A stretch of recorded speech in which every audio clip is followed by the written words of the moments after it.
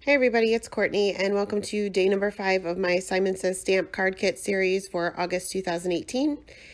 Today I am making a card using all 3 of these images of these flowers in their little planters.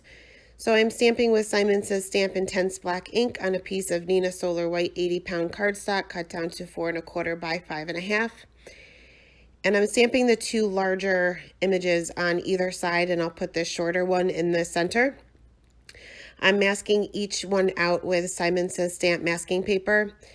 Now there are a lot of blank spaces, I guess, or gaps within these images, especially the one on the right. I didn't bother to try to cut these out of my mask. I figured I'll just fix those areas later after I do my ink blending and my coloring.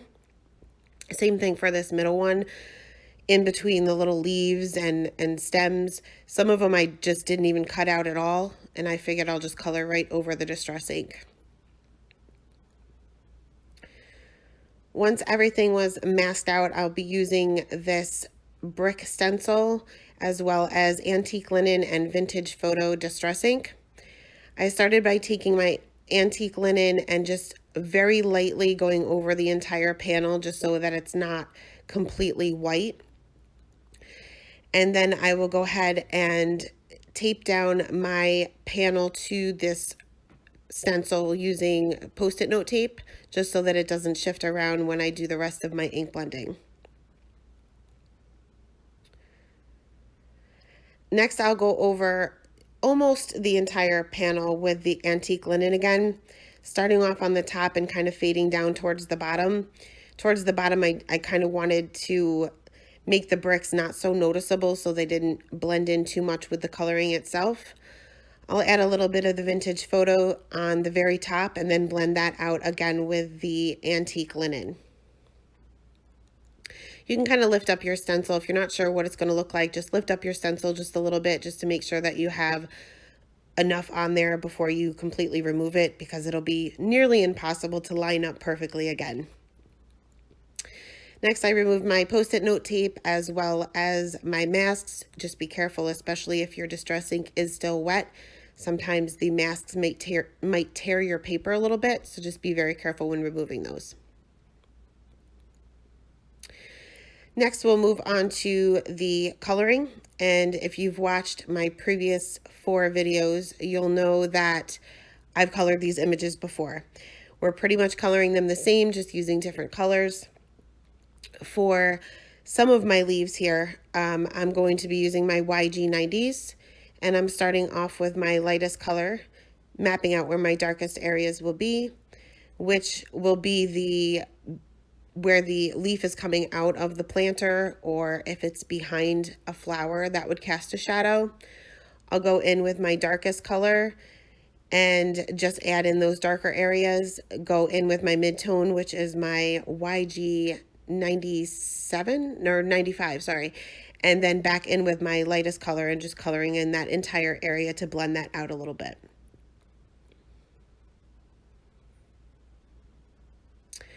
There are other leaves here, so I'm using 2 groups of greens. This will be my YG90s, and I'm also going to use some G markers for my other leaves. And I'm going to be coloring these the same way. I'm going to use 4 G markers, primarily for these 2 larger leaves for the image that is off to the left. And again, starting with my lightest color and mapping out my darkest areas. For these leaves, the darkest area is going to be where the closest to the stem. They're kind of folded over on themselves, so this would automatically make this part of the leaf darker. The part of the leaf that's actually folded over, I'm not coloring in with my darkest color.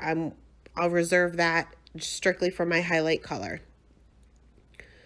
For these little tiny leaves on this middle planter, I'm just basically putting a dot right in the center of the leaf where it meets the stem, and then I'll blend that out with a lighter color. Next, I'll go ahead and extend that darker area out on these larger leaves, and for the little leaves that are underneath that little bud there, my darkest color is my G46. I didn't bother to use my G28 on there because they are really, really tiny. Next, for my lightest mid-tone, I'll extend all of that color almost out to the edge on those larger leaves, and then leaving just a small highlight, including that area of the leaf that is folded over, will strictly be for my G20.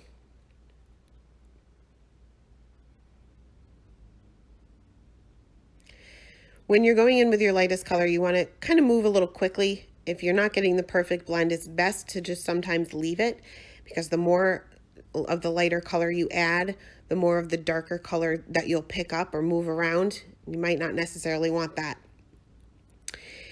Next, I will start with these flowers, and I'm going to color these all the same. I'll show you two of them, and then I'll kind of skip through the other three. I am starting off with a R22, which is kind of like a pink, just to lay out my darkest areas. In case you make a mistake, you want to try to avoid putting two dark shadows next to one another. And I'm using small flicks here just because I want a lot of depth within these flowers, and I want all these flowers to be somewhat dark. So I'm using more of my darkest color than maybe I normally would. I'll extend those flicks out with my R46. And once I get to my lightest mid-tone color, then I can go ahead and fill in those little areas that I reserved the highlight for, where you don't want those two shadows touching. You can start adding that in now, and then I'll go back in with my lightest color and just add my highlight.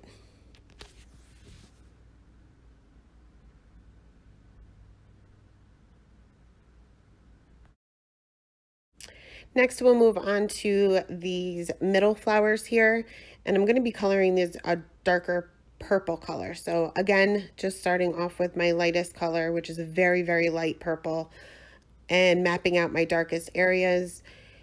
There are little lines within this image that kind of show you where there should be some dimension other than where the obvious shadows would be.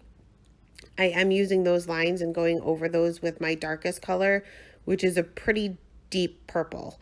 But these lines are there to guide you.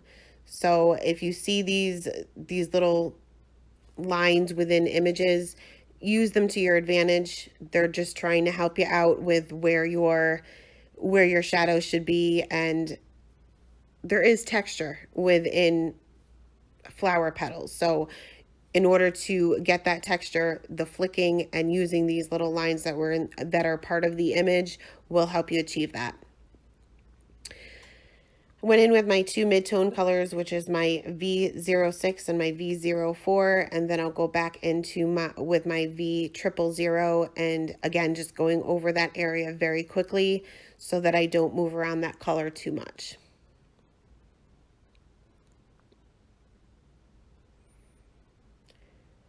For the center of that one flower that's completely open, I'm just going to use a couple YR markers. You don't really have to do much shading. It's a really tiny area. You could probably just use one color here.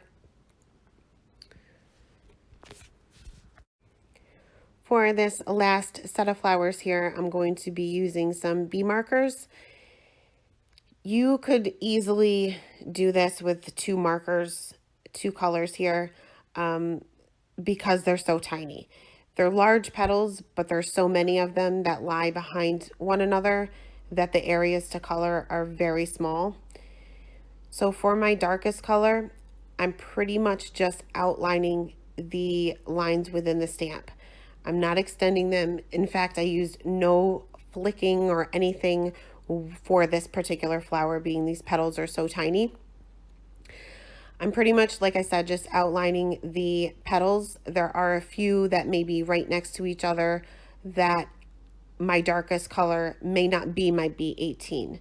I'll go in with my B14 after this one, and for some of those petals, that will be my darkest color, just to give it a little bit of dimension, and it's so that it's not exactly the same. Not every petal should look exactly the same. Once I get to my B14, I will go right directly over that B18 and just extend that line out just a tiny bit. And then I'll pretty much do the same thing when it comes to my B12. I'll just extend that line almost out to the very edge of the petal. Some petals will have the highlight color, some of them will not. So the smaller areas, I may go all the way out to the edge with the B12, and other larger petals, I might leave a little bit of room for that highlight color. Again, this will just give it a little bit more dimension.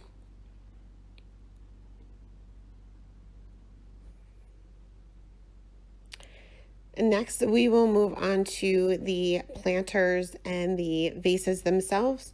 So we'll start off with this middle one here, and again, just starting off with my lightest color. Where my shadows will be on this particular image will be on either side because it will be a round object, so you want to preserve the highlight for the center. And also, if you can see that those lines are on this stamp as well, showing you where maybe you want to extend those flicks a little bit to give it just a little bit added dimension. Also, there'll be a shadow underneath that top part of the planter. And for the center, I'm flicking out with my lightest color, which is the E55, but I'm not covering the entire thing. I'm continuing with those flicking motions to make sure that I leave a strong highlight right in the center. I'll pretty much do the same for this planter over here on the left. I'm going to cover up the entire thing with my lightest color. And then for my darkest color, I'm going to add a shadow where this leaf is kind of hanging over. And then on either side, my flicking, I'm going to start right from the top, but they're going to be really, really tiny where that shadow is from the leaf. And then I'll make them a little bit larger once I get underneath that leaf, so that once I get to my mid-tone color, they're all pretty much even. So here's my mid-tone color. I'm going to extend my flicks, and then when I turn my paper around where my leaf is, my flicks are shorter, but as I go down, they all match. They all meet in the center, pretty much the same area. You do want to vary your flick sizes just because it helps give the image a little bit more texture, but you want to make them roughly the same size so that your highlight can still be seen.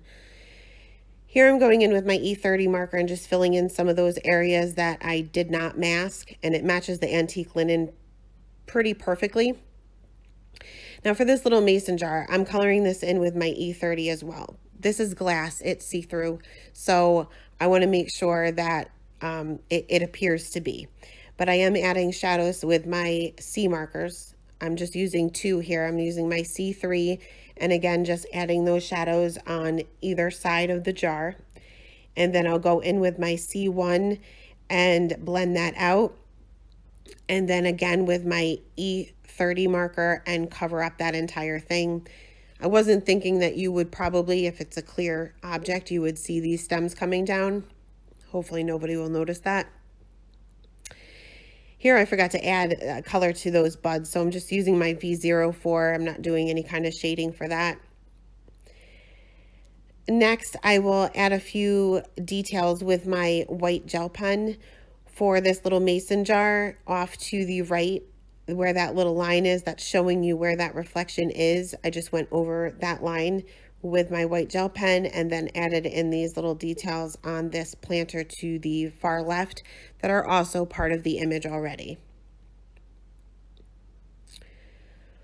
For my sentiment, I took a piece of the dark chocolate cardstock that I had left over from one of the cards a couple of days ago, and I am using Versamark ink to stamp my sentiment, and I'll be using gold embossing powder by Ranger. And I'll go ahead and heat set that and then trim that down to a small strip. Now there is twine that comes in the card kit, so I wanted to incorporate that somehow in this card as well. These flower images are pretty large and they take up, as you can see, most of the card panel. So I decided to take the twine and see if I just wrapped it around the card panel underneath that little sentiment strip, how that would look. So I just wrapped it around loosely just to get an idea. I was happy with it. So I took just my tape runner and just put a little bit on the back to secure the one end of the twine, and then just wrap that around. I wasn't worried about it being perfect. I wanted it to kind of be a little imperfect. And I'll go ahead and adhere the other end on that same strip and just add a little bit more adhesive so that it doesn't move around too much. Next, I took a piece of fun foam and I'll pop this entire panel up on an A2 size card. Now I'm using double-sided tape here. And then on the other side, I just use my ATG gun. And honestly, it's just a little bit quicker. And I'm a little impatient when it comes to assembly of the card. So I used, I think it was Be Creative tape on one side and then my ATG on the other to go ahead and adhere that directly onto my card panel.